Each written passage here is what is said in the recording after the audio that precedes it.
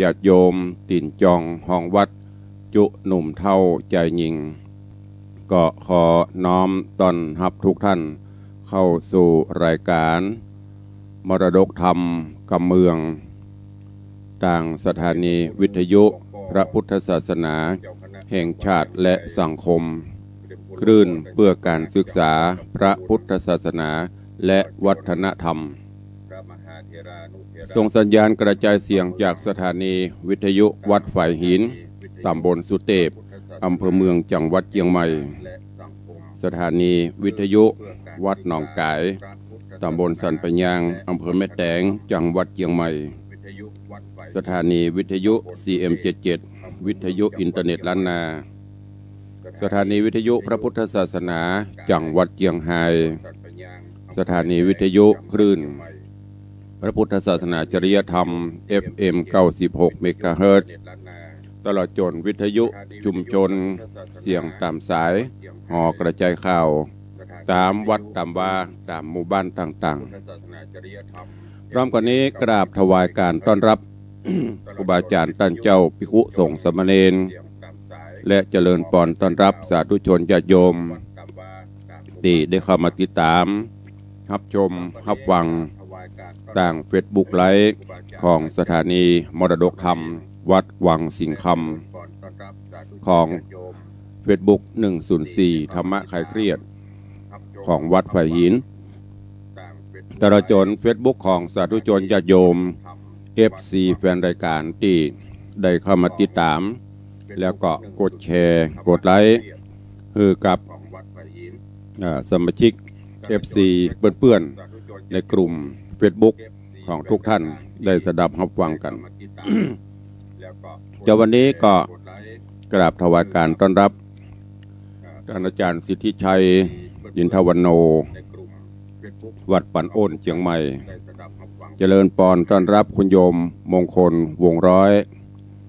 เจริญพรต้อนรับท่านนายกเจริญคำยามาก็ได้เข้ามาติดตามรับชมรับฟังกันในเจ้าวันนี้ก็กำลังเข้ามากับคุณโยมชนจันทร์สอนคำกับสาธุวันสำคัญของชาติก็ผ่านพ้นไปวันแม่แห่งชาติตะวานี้วันที่12สิงหามหาราชินีเป็นวันครบรอบหรือว่าวันเฉลิมพระชนมพรรษาของสมเด็จพระนางเจ้าสิริกิติ์ พระบรมราชินีนาถพระบรมราชชนนีพระพันปีหลวงพระองค์ท่านได้เจริญพระชนมายุ89แล้วก็ถือเอาเป็นวันแม่แห่งชาติตะวันนี้หลายท่านหลายคนที่มีแม่ก็ดีแม่จากไปก็ดีต่างก็ได้น้อมลำลึกถึงพระคุณอันยิ่งใหญ่ไพศาลของของแม่ที่ท่านได้มีต่อเฮาท่านทั้งหลายตัวเองก็เจริญพรต้อนรับคุณโยมอรพินใจที่กรเนอะคุณโยมวาลีอินทกูลถวายการต้อนรับท่านเจ้าจารย์พระธนภูมิปัญโยภิกขุได้เข้ามาติดตามรับชมเป็นกำลังใจซึ่งกันและกันในยามเจ้า ก็จะไปทำเฉพาะวันแม่เนอะขอให้ทุกท่านได้มีแม่อยู่ในจิตในใจตลอดเวลาตลอด24ชั่วโมงถวายการต้อนรับท่านเจ้าจารย์ธรรมรัตโตภิกขุเนอะวันนี้ไว้สายามเจ้าฟ้าเปิดเย็นสบายครับผมก็ครึมวันนี้จะตก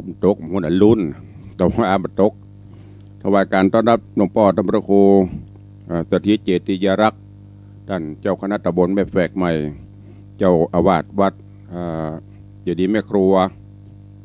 ติดตามรับชมรับฟังตลอดก็ขอกราบถวายการต้อนรับครับเขาจะหันวัดตะวานี้หลายท่านหลายคนไปไหว้แม่แต่วันนี้แม่จะได้กินอย่างไม่ได้กินอย่างบุพเนอร์จะไปไหว้วันเดียวอิ่มวันเดียวแถม364วันปล่อยความรอคอยให้แม่ก็พยายามถ้ามีเวลาก็ไปเยี่ยมไปให้กำลังใจแต่ในช่วงนี้ยังอยู่ในช่วงของโควิด ก็พยายามโทรศัพท์ถ้ามีเพราะช่วงนี้ยุคนี้มันเป็นยุคที่ทันสมัยไม่ได้ไปก็โทรศัพท์ไปเลิกการเลิกงานก็โทรศัพท์ไปถามสารทุกข์สุขดิบกาก็จะนำปาฮื้อเปิ้นมีกำลังใจเนอะฝากไว้กับทุกท่านตัวในช่วงนี้ก็อากาศก็เริ่มจะแปรปรวนกลางภาษาหุกะวันหน้าฮ้อนกับบุเมื่อวันก็จะฮ้อนองศาก็ขึ้นสูงเอาไปอยู่เอาบ่ไหวเปิดตัวต้องเปิดพัดลมประกบตัวแหมเนอะหลายตีใจกะที่วังนี่นะหลายวัดหลายบ้านโอ้ฮ้อนเกินตุลุงก็เหมือนกันทุกที่บางทีกับฝนตกอย่างตะวันนี่การใจดีสุยมากำหายเสียบมาเจ้านี่ก็ครึมอยู่วันนี้ไปตกเด้อเนอะวันนี้เป็นยังจะเนี่ยการอยู่วันนี้ช่างจะมาเทถนนช่างจะเริ่มปิดทองพระธาตุถ้าจะตกกระปุ่นแมลงพุ่งกว่าตกถวายการต้อนรับจุปีเบสวัดต้นเพิงลูกเจ้าอะละเนาะ มาเจ้านี่มีเมนูอะไรบลังคั่วบลิดไม้แหมกะ อู้เล่นบดาเนอะเสี่ยวยำเจ้าวันนี้ก็ก่อนที่เฮาจะได้อู้ได้ได้จ่าเวลาก็ล่วงเลยไปเว้ยตั้งแต่เจ้ามาเนี่ยการได้น้อยเดียวเวลามันไปเรื่อยๆตอนนี้6:12 นาทีก็ฟังน้ำฟังธรรมกันเหียก่อนเนาะแล้วก็กระเดียวใต้รายการก็ค่อยตักตายสาธุชนญาติโยมเนอะ FC ตังหน้าใหม่ที่ฟังอยู่ทางบ้านตอนนี้ทาง Facebook เปิดตักตายกันไหลเข้ามาโลเนอะตังผู้ฟังทางบ้านก็จะไปฮื้อการเปิ้น ตัวดวงก็ห้างเวลาไว้ประมาณ 4-5 นาทีตักตายพี่น้องญาติโยมต่างบ้านต่างจองที่ฟังจากสถานีวิทยุมีอันใดจะอู้จะก็ประมาณ 4-5 นาทีในตอนนี้ทาง Facebook ตึงพระสงฆ์องค์ข้าเจ้าครูบาอาจารย์ภิกขุสงฆ์สามเณรญาติโยมกำลังไหลเข้ามาโลเนอะแต่ทางวิทยุก็จะไปฮื้อน้อยหน้าเปิ้นเนอแหมบึดนะเตรียมพร้อมชาร์จแบตเตอรี่ไผมีก็ชาร์จไว้เนอะก็เดี๋ยวจะได้อู้กันมาฟังกันต่อในเรื่องของมโนราปีนแก้ว ตีได้เทศนาคือทุกท่านได้รับฟังกันจบไปผ่านไปในภูกที่13ตอนที่1จบไปข้างแหมหน่อยวันนี้จะขึ้นภูกที่13จบถ้ามีเวลาก็จะขึ้นภูก14ก็เหลือแหมประมาณสัก 3-4 ภูกก็จะจบ เรื่องราวในตอนที่แล้วหลังจากที่โพธิสัตว์เจ้าสุทธนะไปรบราคาฟันบั่นซึกต่างๆปิกมาเพราะว่าโดยบุญบารมีของเปิ้นก็ปรากฏว่าไปรบบ่ได้อย่างไผซักอย่างเทบุตรเทวดาสิ่งศักดิ์สิทธิ์โดนจิตโดนใจให้เขาล่าถอยปิกสุทธนะก็ต้องปิกบ้านพอปิกมาแผ่บ้านแทนที่จะได้รับข่าวสารที่ดีที่ไหนได้แม่จันตะเทวีซ้ำแป่งน้ำตาปิกซิกให้ตัวแล้วก็บอกเรื่องราวต่างๆที่ผ่านมาคือกับโพธิสัตว์เจ้าสุทธนะว่าลูกเหยวันนี้ถ้าเป็นภาษากำเมืองเขาก็เมียบ่อ้ายไปแล้วเนอะเนาะมันไปไหนโอ้ปวบินไปทางบ้านปังจองปุละมันมีอันอย่างกะก็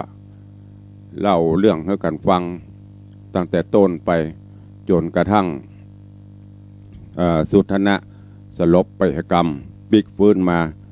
สุมาเตอกำเมืองเฮาเบาขี้โตดอย่างสักอย่างละก็เติงหาเมียไผว่าได้กำได้หูมดฟั่งลงจากหอปราสาทราชมนเทียนไปดังปะเข้าปูเข้าป่าไปเสาะหาเมียไผห้องก็ตึมฟังไผแฮมก็ตึมฟังที่แรกที่ไปก็คือไปตีบ้านพรานป่าคนนี้คือไผก็คือพรานที่ไปพบไปปะกับมโนราที่เล่นน้ำแล้วก็พรานไปยับไปจับเอามโนราเอามาถวายนั่นในตอนที่แล้วกำลังไปปรึกษาไปถึงกันกำลังถามกันที่ปุ้นวันนี้เรื่องราวของมโนราปีนแก้วจักเป็นจะใดขอน้อมนิมนต์และเจริญปอนเจิญครูบาอาจารย์ภิกษุสงฆ์สามเณร สาธุชนญาติโยมทุกท่านได้ติดตามรับฟังพระธรรมเทศนาปืนเมืองเหนือเรื่องนางมโนราปิ่นแก้วในตอนต่อไปณโอกาสบัดนี้ นะโมตัสสะภะคะวะโตอะระหะโตสัมมาสัมพุทธัสสะสาธุโวฟังลาโสตุจนะสัพพุริสะตังลายตั้งยิงและใจหนุ่มเท่าที่ได้ปะกันเหล่าที่ตามทาดาฟังอย่างรัศธรรมเทศนามโนราปิ่นแก้วลำดับมาแถมแล้วเนินนาขอเชิญศรัทธาต่างหลายหนุ่มเท่าจูงต่างจิตใจเล่าทาดาฟังต่อไปนานี้แหละนะเมื่อนั้นนาพรันเท่าก็บอกเบาขอเจ้าจากเก่าจีหูที่หนตางอันจากไปหานางนอดไทยจักไปได้สันได้จะรือจาเมื่อนั้นพุทธกาพรานป่าเกิดใจกว่าหนตางว่าต่างโด่งขวางป่าเศร้าอันจักไต่เต่าไปสู่ในที่อยู่เขาไกลลาดไผบ่อาจจักไปสุดแต่ปราณสายไพรล่าสอดก็ไปบ่ฮอดดิลีเหตุโอนตะรายมีจุดานต่างผ่านยานกรวดตายก่อนคะนิ่งไม้กึดใดก็ย่อมือไว้ทุนสาว่าข้าเดชเจ้าบุญนะเจื้องเจ้าจักดันป่าเศร้าโด่งขวางไปหานางนอดลาต่างด้านป่าแดนไกลบอกเคยไปแต่ใส่เว้นไว้แต่เจ้าที่ไว้ปอดละสีจักหูดีหลายแหล่กันไปเวจะทำจักหูความทวนที่บ่มีที่สังการจากไปหาละสีเจ้าจุงไต่เต่าดอยเขียวกันข้ามหิวกว้างใหญ่ก็จักปะใส่ราศีตนมีวัดดีบ่อน้อยจุงกล่าวถอยจะทำหูความที่แจงเดเตอเมื่อนั้นม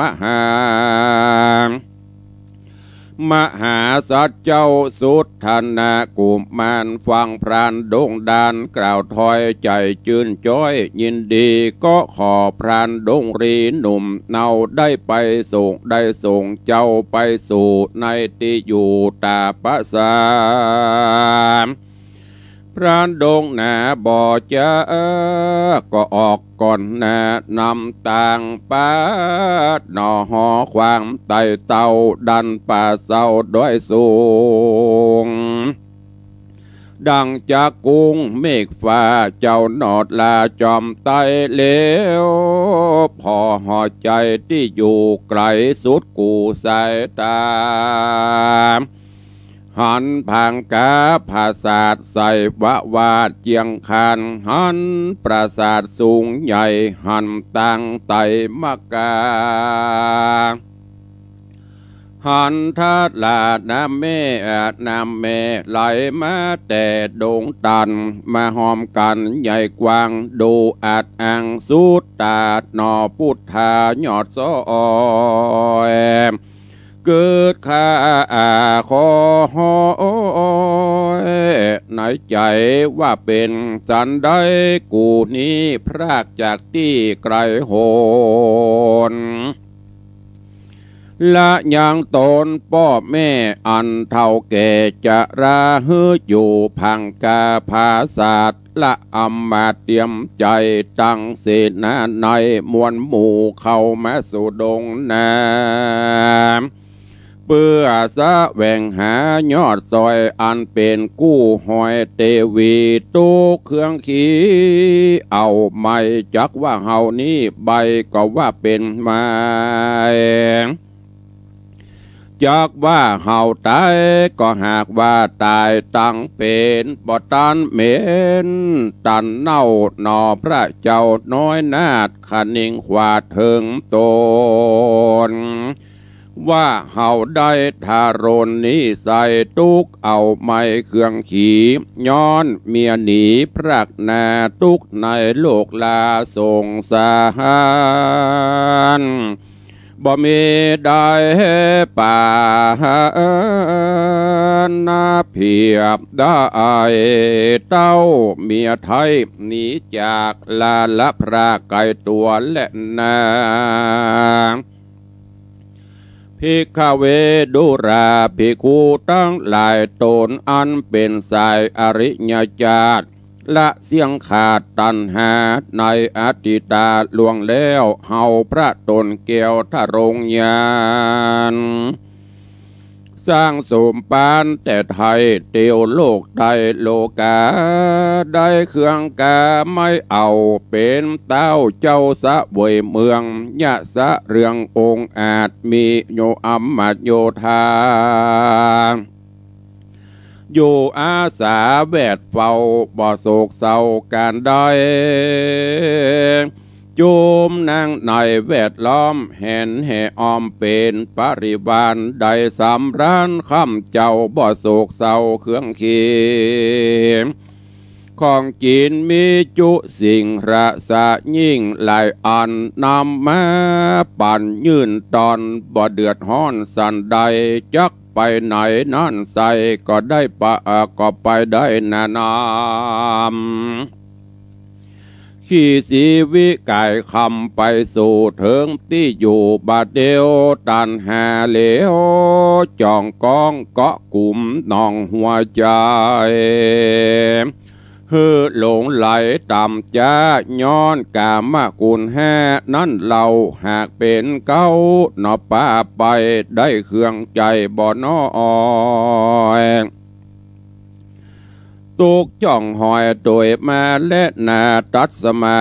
เหตุนั้นใส่คนน้อยใหญ่ยิ่งใจมีหลวงลายมวลหมู่อันข้างอยู่โลกาก้อนผ่าทานนาไข่หอดเวียงแก้วยอดเนรปานโปนส่งสารโลกลาก็อย่าฮือกามกุลแห่นอนเล่ามาเป็นเจ้ากลุ่มใจ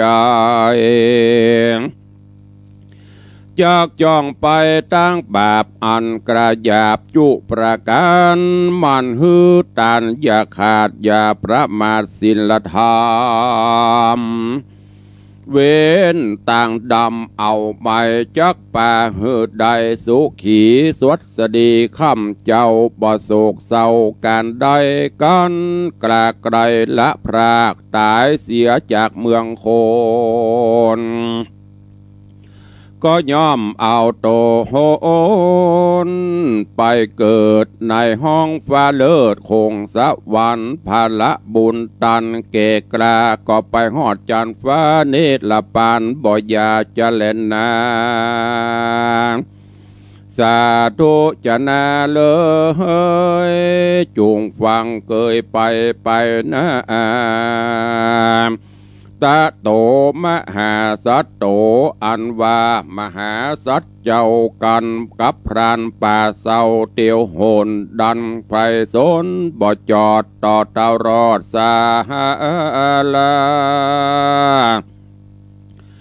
แห่งตาปาสาผู้โอท้าวกาหังป่าเศร้าดงรีหนอมุนียอดซอยก็กล่าวถอยกำงามว่าดูราพรานดงรามเฮ้ยนาไทยเฮาเตียวไตภายพาน จากปากันไปไหวตนตานไทยตาปะสาบัดนี้นามาหอดยังเจ้ายอดละสีเฮายินดีแต่ใส่ที่เจ้าใดป้ามาแม้นจากไกลกล้าปอกเต้าก็ตามใจเจ้าเตอะเนอแม่นจักไปนาตีตามข้าตัวไปก็ตามใจแห่งเจ้าเอาจากกึดเล่าหันตันส่วนพรานโด่งตันนั่นใส่เกาะย่อมือไว้ไข่กำว่าข้าแด่เจ้าหอกคามงอยนาดข้านี้บ่อาจกลาไกลตัวเจ้าไปนาย้อนการข้าหลายหลากจิตจะมากนักนาเหตุนั้นหนาข้าเจ้าขอลาบอกเต่าคืนหลังขอหน่อพุทธังยอดซอยไปกล่าวถ้อยจะถามขอจีดงรามบอกจีหูตี้ต่างไปหาใส่ใจน้อยอ่อนงามจะจ้อนมโนรามพรานดงนากล่าวแล้วก็ไวเจ้าหนอแก้วถ้าโรงทันรีบภายพันดันป่าบ่แวะกว่าไปใดเต่าไม่ใจไปสู่ในที่อยู่แห่งตนก็มีแลนาเมื่อนานอโพธิสัตว์เจ้าการพรานป่าเศร้านี้ไปก็รีบกลาไกลไปสู่ยังที่อยู่ละสีแล้วยออันจุลีขับไว้นั่งอยู่ใกล้จะถามไขกำงามโอกาสเป็นบทบาทกถาว่าวันตาเมพันเตอิสิปัตอิสิปัสสะเมโนอิตากะโตโหติปัสสิตุกสิวรังดังนี้เป็นเก้าว่าคาเดละสีป่อเจ้าตีไว้อยู่ป่าไม้ดงดำปั้มเป่งธรรมบอกขาดบ่อประมาทลาสาบอกเครื่องกาต่ำก้อยอันตัวขาดน้อยใจรามขอจะถามท่านเจ้าว่าอยู่ป่าเศร้าโด่งตันยังปอหันและหูนางกลิ่นกูมโนราอันเป็นจะญาแห่งข้าได้ด้านป่ามารอดหรือยังจอดอาสะโรมขอเจ้าอุดมบุญใหญ่มีใจไฟขุนนาไข่ขี้ญาบอกกล่าวหูข่าวตามมีแดดเตอะเมื่อนั้นตาภาษาผู้เฒ่าการเจ้าหนอดเนาถ้าโรงธรรมแม่ยอมือต่ำขาบใบก็หูได้สะปันว่าเป็นหนอจอมธรรมยอดซอยก็แสงถอยกล่าวถอยจะถามว่าดูราใจรามน้อยนาดลักษณะอาจเอาใจเป็นนาสันได้ล่าสอดพดมาหอดดงนาบ้านมีที่ไหนจากไกลไกลเป็นลูกดาวไทยทะรงเมืองลูกเศษนาเรืององอาจลูกอมาตหลานพญาหรือชื่อนาแห่งเจ้าจูงบอกเล่าจาขายพระสงฆ์ใดใครหูจริงกล่าวอูถามหาอย่างนางมโนราน้อยอ่อนนันจามือนั้นมหาสัจเจ้าก็เล่าแต่เก้าสุดไปโดยปริยายหลายแหล่บอกเว้นแว่บทได้ ฮือจีดงไพรผู้ใหญ่หูแกงไข่ตามมีแล้วไขวัดตีกล่าวต่อว่าขอตนป้อบุญนาได้ขุนนากล่าวจีฮือหูตีต่างเตียวอันจักเร็วไปฮอดหานางยอดเตวีเดชเตอเมื่อนันตาปะสาผู้เท่าฟังหนอพระเจ้าไข่ปานเกิดหันตันสอดหูว่าเจ้ากลิ่นกูทะลงทำกามจักนำจองก้องหือตกอยู่ห้องตันหาบ่อาจจักจะห้ามใดพระดีไวราศีขดิ่งใจดีข้าคอยเถิงกำกล่าวถอยโบราณได้จ่าขานกล่าวจีหือหูทีสอนใจว่าห้ามน้ำไหลห้ามใดห้ามได้คูดดินใส่ถมนาห้ามไฟลำมาจุกลำห้ามด้วยน้ำดับเปล่างัวควายเลวฟั่งเฝ้าจักเจือกแนวเกาะพานการบาปมาตันจุจอดหรือบุญมาฮอดต่อโจรบ่มีคนลุ่มตายจักห้ามได้สมหมายเหตุยิงใจมวลหมู่อันข้างอยู่สงสารมีกรรมป่าปันสร้างไว้ตั้งแต่ไทยเดิมอ่อนการกำแบดลอนตอบใส่ยอมตกให้เครื่องขี่แยมบุญมีมาไข่ย่อมจักใดเจยบานอันวาดหนอถ้าโรงยานหน่อยนาดกำมาปาดโดยตานจากภายพันเตียวต้องเข้าสู่ห้องดงรีไปหาเทวีกู้ซ้อนอันอยู่บ่อนแดนไกลเมื่อนานไปหน้าเจ้าหนอดลามุนี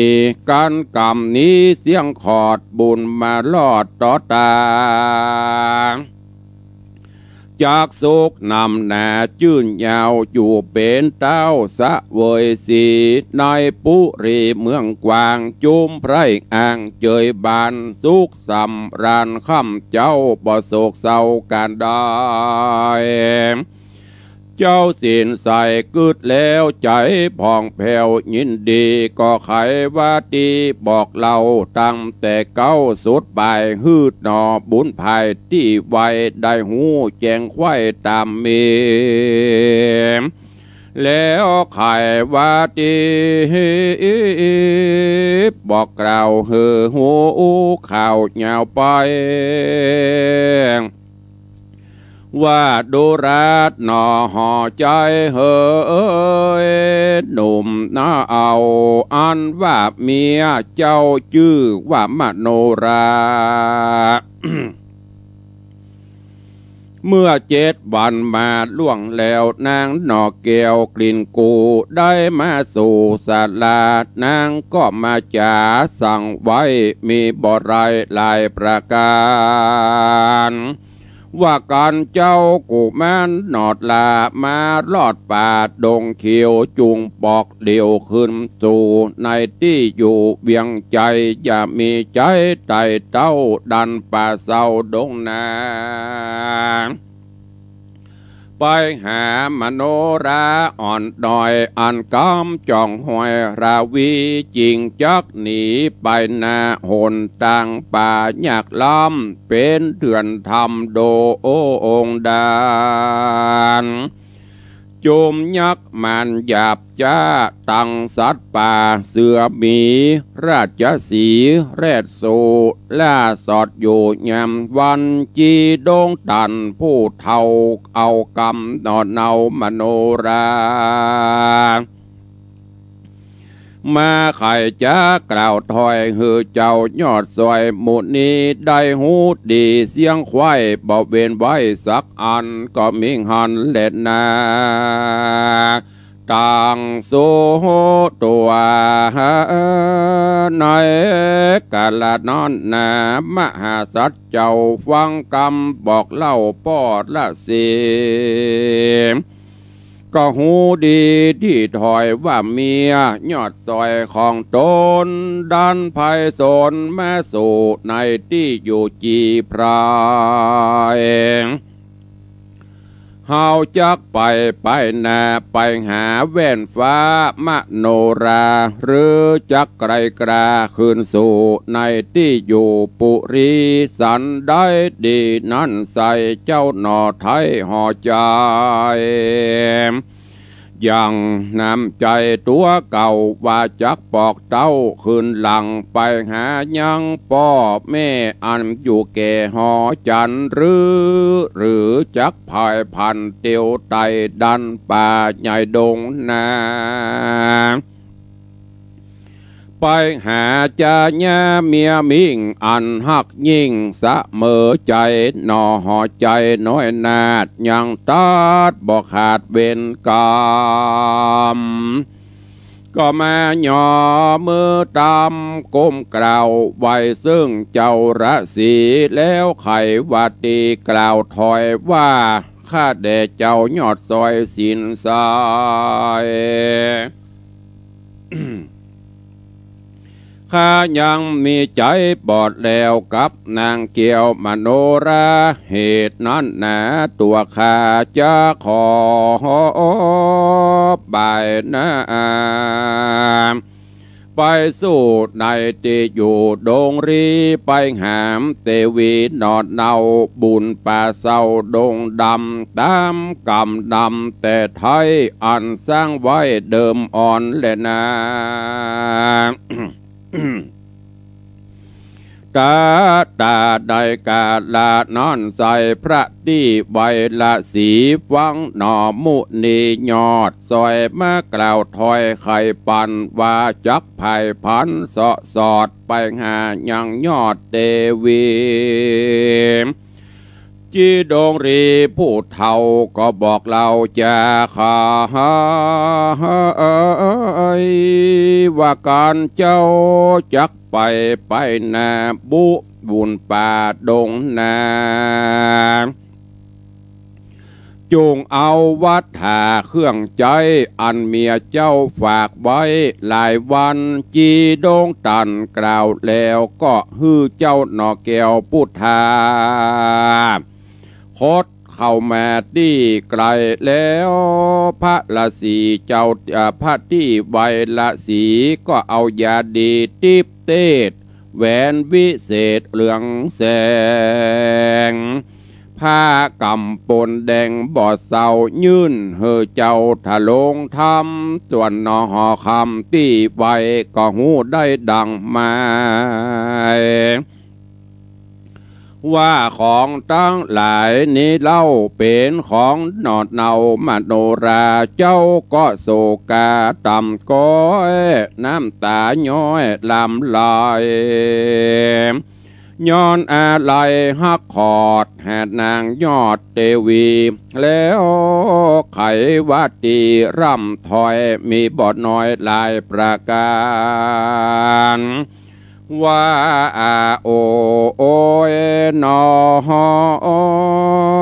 สลีบัวบานนาดน้องเจ้าไปจากห้องปุรีมาละปีมองขี้เอาไม่ร้องร่ำให้หานางหรือนางใจจางจังปีจริงมาหลีกลี่หนีไปบ่อะไรกริ่งคอองหรือว่าหนาดน้องหันปีบ่ถูกใจที่สันใดสังบ่ใครกล่าวโอ้เฮอปีหูขี้ยามบัดนี้นาน้องลาลบหลีนี้นี่นาไปอยู่ไหนนั่นใส่ขอน้องไทยจำควันใดใครปั้นบอกกล่าวคือหูข่าวตามเม หนอมุนียอดซอยริร่ำถอยลายพระการมีใจผ่านไม่มาดน้ำตาหยาดปังลงก็มีหอนเล่นนาเมื่อนอนตาภาษาผู้เท่าหันเจ้าหนอดเนาโศกาทุกเครื่องกาเอาไม่ก็หูได้เป็นมาว่าเจ้าบุญผายยอดต่อยหักนางอ่อนน้อยมโนราเป็นนักหนาเม่นมันบ่ไหววันฟื้นคลอนจีดงดอนผู้เฒ่าก็บอกเล่าไข่กำฮือหนอหอคำยอดซอยหูเรื่องถอยขี้แยมว่านางมโนราหนอดเนาได้บอกเราจะไขก็ว่ากันเจ้าจักไปนาบุบุญป่าดงตานไปหานางแล้วใส่จุงดันด้อยใหญ่ดงตันทวน7 วันทวน7 ปี7 เดือน7 วันจริงไปฮอดที่นางยังจอดปุรีก็มีหันแหละนานิธิตังขีญะสังวันนาวิเศษจาห้องเหตุธรรมเทศนานางมโนราปิ่นแก้วผูกทวนที่13 ตอน 2และ14 ตอนที่ 1ก็บังกมสมฤทธิ์เดชก็ฮับฟังกันจบไปแถม1 ตอน 1 ผูกในเรื่องของมโนราปิ่นแก้วฟังแล้วก็เศร้าส้อยหัวใจเป็นไปตามบุพกรรมคนเฮาเกิดมากรรมภัยกรรมมันแม้แต่หนอโพธิสัตว์เจ้าอันนี้ก็ยังใจกรรมใจเวร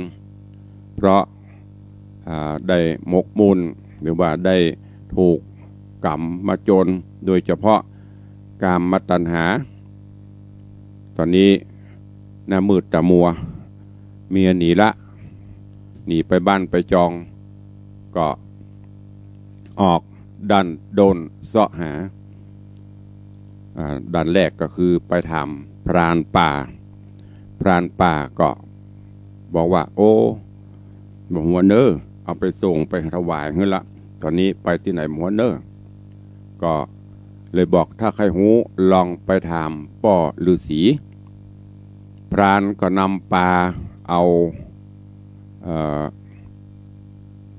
โพธิสัตว์เจ้าไปหาป่อฤาษีก็แต่งแกล้งทีแรกยังมาบอกเด้อลองพอแล้วมันเปลี่ยนภัยจะได้หูเตะบะเตะหูจะได้พ่องเปลี่ยนจะได้พ่องก็ลองสอบถามดู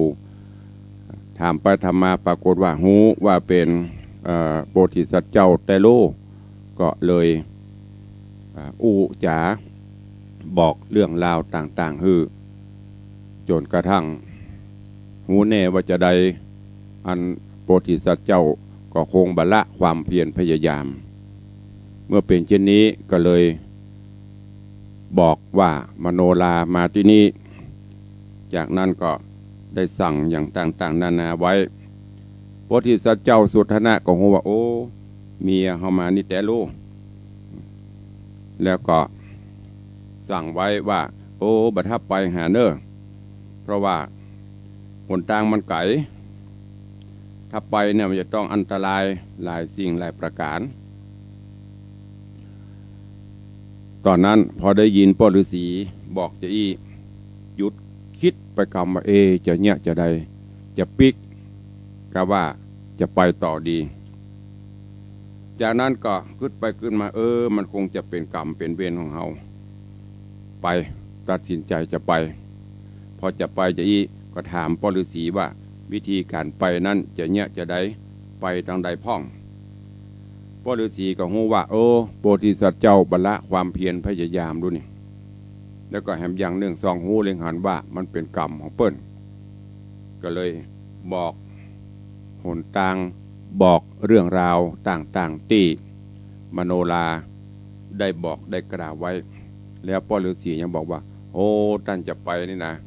ปุณเนอร์7 ปี7 เดือน7 วันปุณเนอร์ถึงจะไปพบไปปะถ้าเจ้าไปนี่อันตรายตัวตอนนี้พ่อฤาษีกำลังจะบอกวิธีการไปว่าไปจะได้เป็นจะได้พ่องก็ติดตามรับฟังกันไปในตอนต่อไปเนอะว่าเรื่องราวของมโนราปีนแก้วจักเป็นจะได้ก้อยติดตามฟังกันในตอนต่อไปวันนี้ก็ขอโป่งวางไว้แต่เพียงเท่าอีก่อนฟังแล้วก็รู้สึกเศร้าส้อยเนาะเนี่ยตัณหาตาหันเมื่อเกิดขึ้นกับภัยมาอยู่ภัยโมโหเนาะภัยมาประสบภัยโมโหอันนี้ก็เป็นเรื่องของภัยของมันก็เดี๋ยวฟังกันวันต่อไปก็ฟังตอนต่อไปเนอะทีนี้ก็เอาไว้เตออีก่อนเวลาก็เวยเห็นนี้เขาล็อกปอกแป๊บก็เดียวก็จะหมดเวลาแหมะญาติโยมทั้งหลายฟังแล้วก็เก็บแกะก้อนไกเอาไปคิดพิจารณาเนอะว่าจะไปฮื้อสิ่งอย่างต่างๆโดยเฉพาะกามตัณหาภาวะตัณหาวิภาวะตัณหามันครอบจิตครอบใจนักลำไปแต่แหมอันนึงก็คือมันเป็นกรรมเนี่ยมันหลีกหนีจะได้ดึงปนก็แม้อย่างโพธิสัตว์เจ้าสุทันนะเนี่ยมาเกิดพอจะไปตัวดีกรรมไปตัวดีมันจะต้องมีอย่างมาโดนจิตโดนใจเอาไปก็เลยจะต้องไปเสาะหาก็ก้อยติดตามกันไปเนอะวันนี้ก็ขอโป่งวางไว้ตะอีก็เดี๋ยวเราจะได้ตักตายอุจาภาษาหน้าใหม่กันโอ้ทาง Facebook ก็เข้ามากันหลายอยู่เนอะเจริญปอนต้อนรับโยมปี่จงรักเจริญปอนคุณโยมพิรุณภักดีโยมปี่อัญชลีคำกิติโยมปี่จัญญาฟองซักโยมสุนทรวงปันปินานยุทธถวายการต้อนรับท่านเจ้ากัลยาณวุฒโธเนอะกำลังเข้ามารับชมตัวเองเจริญปอนปเลี้ยงพิรุณภักดี หันเปเลี้ยงจิกุงจิ้งเหลนจิกุงจิ้งหรีดก็ฟังมันห้องแซวปเลี้ยง แล้วก็ เจริญปอนโยมปี่จัญญาหินแปลงไม่เลี้ยงจัน วันนี้ลูกเจ้าเนาะเข้ามาฟังเทศน์ฟังธรรมโดยอนุโมทนาบุญเนอะเอาแล้วเนาะจะได้เปิดใจสักกรรมจะเปิดหน้าใหม่แต่ก่อนจะเปิดหน้าใหม่ก็ขออนุโมทนาขอบคุณสาธุชนญาติโยมที่ได้เข้ามาร่วมโมทนาบุญเนอะแต่วันนี้ขอบคุณอนุโมทนาบุญโยมจันต้าโยมย่งแล้วก็มีพ่อเฒ่าพงแม่เฒ่าบัวเงินบุญชัยแต่ว่าได้นำน้ำดื่มมาถวายวันเกิดถวายวันอายุวัฒนมงคลแล้วก็ร่วมถวายปูชากันเทศร่วมมุทิตาสักการะถวายนี้แล้วก็นอกจากนั้นก็มีพี่อ้ายพรตรีบุญชัยโยมแสงสาเด็กชายแสงเมืองบุญชัยรวมโมทนาบุญมุทิตาสักการะวันเกิด500 บาทของแม่อุ้ยของพ่อเฒ่าแม่เฒ่าแห่ม500ถวายน้ำดื่มตะวานิ30 กว่าแพ็คก็อนุโมทนาบุญขอบคุณตัวเนอะที่เพิ่นมาร่วมอันเนี้ย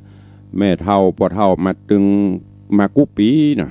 มากุปีขอบคุณกับโยมแม่จันตาหินศีลอันนี้ถวายปูชากันเทศกันธรรมตลอดภาษาตะวาก็ขอบคุณอนุโมทนาบุญตัวเองเอาละเวลาใกล้จะหมดแล้วเนาะจะไปลืมเนอะวันที่21หรือ21 สิงหาคมใครมาได้ก็มาเนอะมาบ่ได้ก็เป็นอย่างปีนี้จัดแบบ New Normal เว้นระยะห่างทางสังคมนั่งห่างกันหน่อยนั่นงานอย่างตุลุงงานทำบุญ อายุวัฒนะมงคลเนอะปีนี้ก็เท่าไปแห่มปิงอายุก็เสี่ยงไปแห่มปิงพอสังฆละธรรมตัวเก่าหน้าหิวหน้าโยนไปแห่มปิง58 ปีผ่านไปจะครบเต็มท้วนวันที่21ทำบุญวันเกิดกูปีนี้ได้ทำบุญวันรวมญาติมา10 ปีพอปีที่10พี่โควิดพี่โควิดมาเยี่ยมมาเยือนโอ้แต่ละวัดแต่ละวาแม้แต่บางเทื่อจะเผาศพทุเจ้าลำปอมเลื่อนเคลื่อนคลายย้ายไปก่อนจนกว่าสถานการณ์จะคลี่คลายเขาแหมเมินอยู่เนอะมันจะคลี่คลายนี่นะก็เดี๋ยวก็พันนั้นไปเดี๋ยวพันนี่มาแหมวะพันบวกพันผสมพันปนปีปีนังพันอย่างเป็นพันอย่างบ่หุอันใดก็เอาไปอยู่ก็เลยต้องโอ้วันนี้พ่อเลี้ยงมาเจ้าเจริญปอนไว้ตาครูบาท่านเจ้าทั้งหลายสามัญพิสุสามเณรFCอุคนวันนี้ไว้ตาครูบาท่านเจ้าเนอแต่ว่าพ่อแม่อิ่มอกอิ่มใจต่อไปก็จะขอเกาะได้พระเหลืองด้านพระครูของเราไปเรียกแต่ลุงในวังของเราอยู่ตัวกันไปเนาะเป็นปีเป็นน้องสร้างกู้บุญบารมีต้องเรียดร้อนอย่างมันจะฮ้อนจะหนาวย้ายก็ปล่อยเป็นธรรมชาติของมันได้ยกยอดตัดแล้วอย่าแต่งกุฏิส่งแล้วอย่าก็จะฮ้อนจะหนาวย้ายก็ต้องมาเจอดูตั้งนอนนะครับไปตาเนอโอ้ดีแท้จิกกุ้งที่กุ้งอันนี้ก็มีว่ะผู้เลี้ยงว่ะตุเด้อโอ้ยตาครับโอ้ยตาโยมผู้เลี้ยงธนวัฒน์โอ้ขอบคุณอนุโมทนากู้บุญบารมีต่างคนก็ต่างบ่มีพ่อบ่มีแม่ทุกเจ้าก็ฝากไว้กับเปิดก็ฝากไว้ก็สร้างบุญบารมีร่วมกันตะวามาไหว้แม่อุ้ยมอนผู้เลี้ยงมาวัดมาได้กับฝนตกเนี่ยเปิดว่าเสียถีทำบุญฝนตกอย่าจกทำบุญแดดออกแต่บเตบุญเนอะไม่เลี้ยงว่าได้นมัสการเตรียมเจ้าภูมิให้เป็นกำลังใจนะเจ้าสาธุแล้วอย่างไรทำว่าได้กับไผ่บุ้งก็ไผ่เนาะคนว่าอย่างก็เนี่ยก็ตุกตาป่นเป็นนี้ใครหัวตุกตาตัวเป็นนี้ใครให้ได้ไผ่บุ้งก็ไผ่เนาะท่านเนาะอันเนี้ยว่านะว่าถ้าสาธุก็ภาคเด้อพระพรเนี่ยพ่องเด้องานอะไรดีของพระพรเนี่ยเมื่อกี้วัดก็จะถึงวันเกิดแล้วนะขอบุญภูปะทักษาเทวดาคุ้มครองเป็นลมพูลมใสครับกระทาญาติโยมไปหมื่นปีเด้อสาธุบุญทักษาไม่เลี้ยงเหมือนกันเด้อเจ้าก็เป็นเสียงกำลังใจถึง2 ท่านทั้งมหารัตนอุบาสกโยมพ่อเลี้ยงธนวัฒน์มหารัตนอุบาสิกาแม่เลี้ยงทัดพิชาแต่ว่าพ่อเลี้ยงเปิดมาไว้ป่อไว้แม่ฝนสุยๆเย็นสบายแล้วก็ลวดถือโอกาสมาเยี่ยมพอการทำงานที่วัดตะวานี่ก็อย่างที่บอกไปตึงตังหลุ่มตังบนพ่อเลี้ยงบอกว่าโอ้บัลลังเอาวันบาปมาเฮ้ยก้าทุเจ้าบ่ได้พักบ่เป็นอย่างเนอะเต็มใจพร้อมใจร่วมใจกันพัฒนาเปิ้นเป็นเจ้าภาพเป็นสตางค์เฮาเป็นคนดูแลบันเนตบันเหนื่อยอย่างม่วนก็พอไปเหนื่อยกายบ่เป็นหยังจิตใจเบิกบานแจ่มใสลืมไปหมดว่าตัวมีโรคอย่างพ่องเจ้าเพิ่นถามตุลุงเป็นอย่างพ่องมีหมดพี่เบาหวานก็มีพี่ไขมันก็มีพี่หัวใจก็มาเบาหวานไขมันความดันหัวใจมาเป็นแพ็กเกจต้องไปถามมันปล่อยมันอยู่ตัวกันไปห้ามให้ห้ามห้องถ้าให้ห้องไปแล้วก็เผามาแล้วเสือใต้อากาศฮ้อนเลยเจ้าจะไปฮ้อนใจฮ้อนจะมันอากาศฮ้อนก็โดดลงหนองแล้วกันฮะ งานวัดมาแล้วได้แต่ยุ่งนะแบบเป็นยังยุ่งจะมันเนี่ยไปทำไปเมื่อมีลมก็ต้องมีงานทำไปได้ยังเนาะตุ๊เจ้าเป็นยังสบายอย่างตุกเนี่ยสบายเจ้าพระครูพิวัตรเป็นยังว่ามันแค่ยังแต่มันยังก็ได้ว่ะก็เลยบอกว่าท่านน่ะท่านตึงยังก็ได้อยากยังเนี่ยไปทำไปเมื่อมีลมหายใจเมื่อทำได้อยู่เนาะช่วยกันใกล้งานเข้ามาแล้วมีกำลังใจดีลูกอีป่ออีแม่เขาพี่แอ้นะใจเป็นกำลังใจก็ทำไปทำตอนที่มันทำได้ถ้ามันมีสาธุนะแม่เนอบุญรักษาวันแม่ตะวาบระอวยพรวันนี้อวยพรด้านหลังสุขภาพสมบูรณ์แข็งแรงทั้งกายและใจอยู่ดีมีสุขเด้อสาธุขอบคุณโยมแม่ปราณีพยัคฆ์ไข่หพลนี่ก็เป็นรัตนอุบาสิกาท่านหนึ่งคอยติดตามลำตัวตุเจ้าจะได้บอกสิงห์เหนือเสือใต้แล้วก็ใช้กลางก็อู้เซลกันเล่นไปได้เนอะหลายท่านหลายคนที่เป็นกำลังใจได้คือการสนับสนุนถ้าหากว่าไม่ได้รับความร่วมมือกับญาติโยมศรัทธาก็ลำบากวันนี้เนี่ยมันจะมีกลุ่มสิงห์เหนือเสือใต้ใช้กลางสิงห์เหนือว่าฝนตกแล้วเนาะไม่มีสักเม็ดตกตะวากำเดียวประเดี๋ยวนี้หมูเนอะอยู่ในห้องมืดตื้อตกบุหุมาตกเป็นละไปตกแต่วันนี้ไปจะเทถนนเมื่อคืนก็ตกเต็มที่เมื่อวันห้ามตกมาตกฝนแนะนำตกเนี่ยนั่นน่ะมันตกเด้อรอแล้วศาลาก็กำลังจะปิดทองเริ่มตะวาหุ้มพระธาตุจะปิดวันนี้งานทุกอย่างจะต้องเร่งละใกล้เข้ามาใกล้นักเก็ตขอบคุณนะแม่เนอบุญรักษาสุขภาพสมบูรณ์แข็งแรงเนอวันแม่เป็นลมโพลมใสลูกหลานขอบคุณเจ้าสาธุโยมแม่จันดีวิสุทธินันท์สิงห์เหนือตะวาอุดถึงตะวาจ้างกระเล่งปรับพื้นที่ตะวาในวันแม่เป็นหยุดหมดร้านปูนโมเปิ่นดักหมดเลี้ยงมาดูมาไหวบอกไว้แม่รวดมาตรวจเยี่ยมช่างทำงานตะวาด้วยน้ำใจใส่บุญพอไปพอมาอันตุเจ้าเฮาเทก็ประตูเข้ามาแล้วตั้งหน้าวัดบุญมันมางามแพ่เอาไปแหมแม่เอาไปมางามก็เลยวันนี้ตะกี้กำลังจะรายการสลาโทรเข้ามาละมาฮับเตือจะต่องานออกไปคือเทตั้งแต่ถนนเข้าสู่วัดเป็นถนนใจแก้ว ได้ตั้งชื่อถนนสายใจแก้วหนทางเข้าสู่สวงสวรรค์จันฟ้าเข้าสู่ร่มอารามปะอุยแม่มอนดูกปะอุยแม่มอนอยู่ตั้งหน้า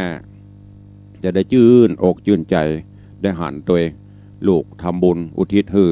ก็ต้องขออนุโมทนาเนอะกับโยมปเลียงธนวัฒน์แม่เลียงทัดพิชาสุสิงคำไปตันใดเปิ้นก็ว่าโอ้ตุเจ้าวัดเปิ้นยังได้ผู้มีบุญมาอุดหนุนเนาะก็แล้วแต่บุญบารมีเปิ้นสร้างมาแต่ว่านี้มาดูเยี่ยมก็เลยบอกเปิ้นว่าทุกอย่างจะต้องเสร็จก่อนวันที่21ก็คล้ายๆอย่างเปิ้นห้องอย่างก็อย่างภาษาใหม่ๆเปิ้นห้องอย่างก็รีโนวอทอย่างลืมไปละใหม่หมดพื้นก็ปึ๊ดดิมันสุดมันอย่างลงไปซ่อมแซมใหม่แล้วก็จะทาสีทาไปละมักต้นปีนี่นะหมดไปเกือบแสนหลักเปิดมันทำแบบเปิ้นห้องไว้จ้างพี่น้องไต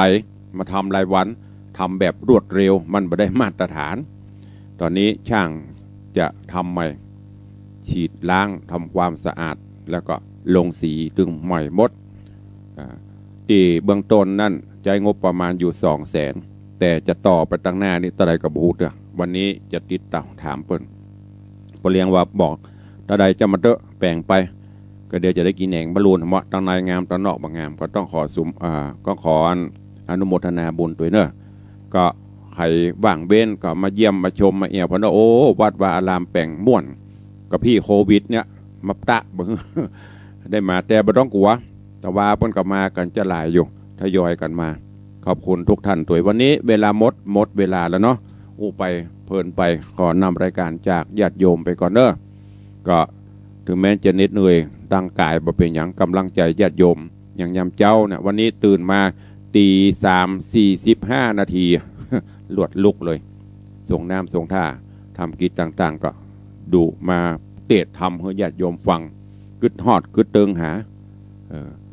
เปิ่นถ้าฟังกันบ่ได้ฟังก็เหมือนยังมันขาดอันนั้นอันนี้นั่นกับวันนี้กราบขอบพระคุณกับครูบาอาจารย์ท่านเจ้าจุตนจุองค์ญาติโยมศรัทธาทุกท่านเนอะที่เป็นกำลังใจติดตามรับชมรับฟังก็วันนี้เวลาหมดเวลาขอนำรายการจากทุกท่านไปก่อนปะกันใหม่ในวันพุธวันต่อไปอยู่ดีมีสุขเหมือนกันทุกท่านเนอะขอฝากเพลงข้าน้ำนมเป็นทวายเนอะสาธุอนุโมทนา